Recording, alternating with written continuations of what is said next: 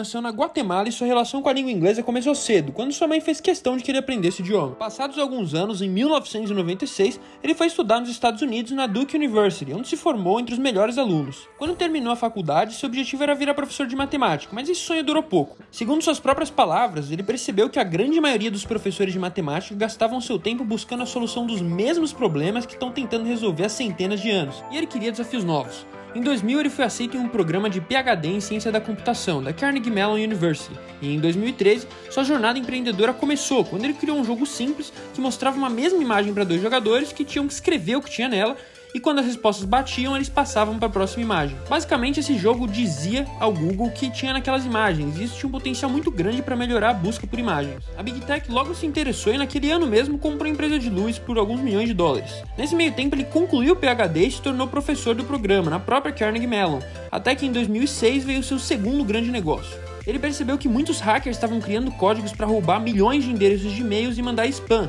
e foi aí que ele criou o CAPTCHA, que são aqueles caracteres distorcidos que você precisa descrever o que está escrito e provar que não é um robô, quando vai comprar alguma coisa ou fazer um cadastro, por exemplo. O negócio estava crescendo muito, mas ele começou a se sentir culpado, porque 200 milhões de pessoas estavam gastando 10 segundos por dia para preencherem o CAPTCHA.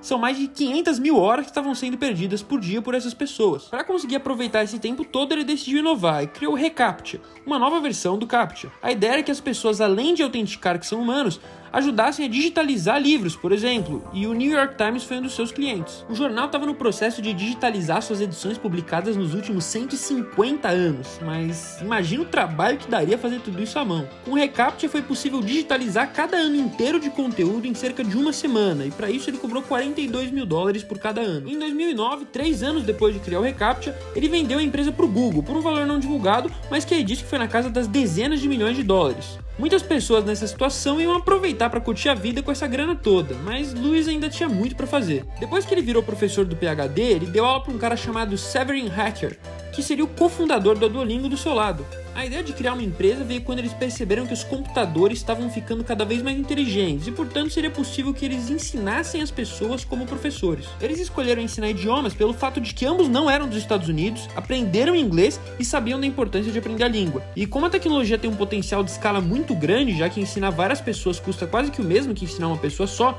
era possível democratizar a educação e oferecer um ensino gratuito. Para tirar o negócio do papel, eles foram atrás de investidores do fundo Union Square e captaram $3 milhões na primeira rodada. O Duolingo foi crescendo bastante e entregando bons resultados, e por conta disso e do histórico do Lewis, atraiu centenas de milhões em investimentos. Nesse momento, a empresa ainda nem estava pensando em lucrar, e eles usaram os investimentos para montar um bom time, e nesses primeiros anos focaram totalmente em crescer o máximo a base de usuários. Segundo o Lewis, até 2017, eles praticamente só gastavam dinheiro, principalmente com salários, e era hora de começar a monetizar e focar no lucro. E o mais importante, mantendo o aplicativo gratuito.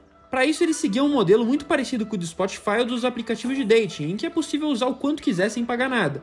A contrapartida é ter que ver vários anúncios no final das lições e não ter acesso a algumas das features exclusivas, que só são disponíveis para quem assina. Esse modelo de negócio deu muito certo e a empresa cresceu bastante, se tornando um dos maiores aplicativos de educação do mundo. Mesmo com apenas algo em torno de 6% dos usuários mensais pagando pela assinatura, essas pessoas são responsáveis pela grande maioria do lucro da companhia, embora eles também ganhem dinheiro com os anúncios vistos pelos usuários gratuitos. Hoje o aplicativo conta com mais de 600 milhões de downloads, tem cerca de 15 milhões de usuários ativos e 3,7 milhões de assinantes pagantes. Desde 2017, quando a empresa virou essa chave e começou a focar no lucro, até 2021, o faturamento deles cresceu quase 20 vezes, e a previsão é que a empresa termine 2022 com uma receita de mais de 350 milhões de dólares. Um dos grandes pilares por trás desse sucesso é a gamificação usada pelo aplicativo. São diversas técnicas usadas que fazem com que ele mais pareça um jogo, para aumentar o envolvimento dos alunos. Para exemplificar, ele tem uma contagem de quantos dias consecutivos as pessoas abriram o aplicativo, e quando a pessoa fica um dia sem abrir, essa contagem vai a zero. Muito por causa disso, a empresa tem mais de 1 milhão de usuários diários que abriram o app em todos os últimos 365 dias. Além disso, ao completar sequências,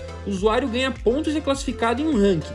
Conforme ele vai conquistando esses pontos e avançando de fase, ele ganha moedas que podem ser usadas para destravar lições mais difíceis, por exemplo. No fim das contas, o objetivo do Duolingo é fazer com que o aprendizado se pareça o mínimo possível com o estudo, e é por isso que dá tão certo. Por trás desse sistema de gamificação existe uma tecnologia de aprendizado de máquina que analisa dados de interações dos usuários e personaliza o curso para cada um, para que fique a melhor experiência possível para as pessoas. Os exercícios diários duram poucos minutos, podendo ser feitos nas pequenas pausas do dia a dia.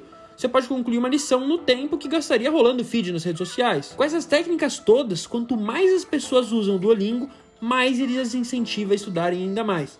E assim as pessoas aprendem mais, usam mais o app e esse ciclo se repete. Por esses fatores todos e com o crescimento do negócio, em julho de 2021 chegou a hora do IPO. Eles abriram capital na bolsa de Nova York e a empresa foi avaliada em 6,5 bilhões de dólares. Ainda em 2021 as ações subiram bem, ela chegou a valer mais de 8 bilhões de dólares. Mas como nem tudo são flores, de lá pra cá as ações caíram bastante e hoje seu valor de mercado está na casa dos 3 bilhões de dólares. Uma queda expressiva, mas que também foi vista em diversas outras empresas de tecnologia e não parece incomodar Lewis, segundo o próprio falou. A empresa está sempre apostando em estratégias novas para impulsionar seu crescimento e não deixar ser abalada, inclusive nesses momentos. Para ter um exemplo legal disso, logo antes da Copa do Mundo começar, eles fizeram a campanha O Outro Qatar e fecharam um patrocínio de 1 ano com um clube amador do Rio de Janeiro chamado Qatar FC. Além de ajudar o clube com infraestrutura, materiais esportivos e oferecer acesso gratuito à versão premium do app para toda a equipe, diretoria e familiares, o Duolingo virou manchete em diversos veículos de mídia e ganhou bastante visibilidade com isso. Tem que respeitar a corujinha. E se você gostou desse vídeo e quer mais histórias de empresas e empreendedores, comenta aí algum negócio que você é fã e gostaria de ver por aqui para saber mais sobre a história.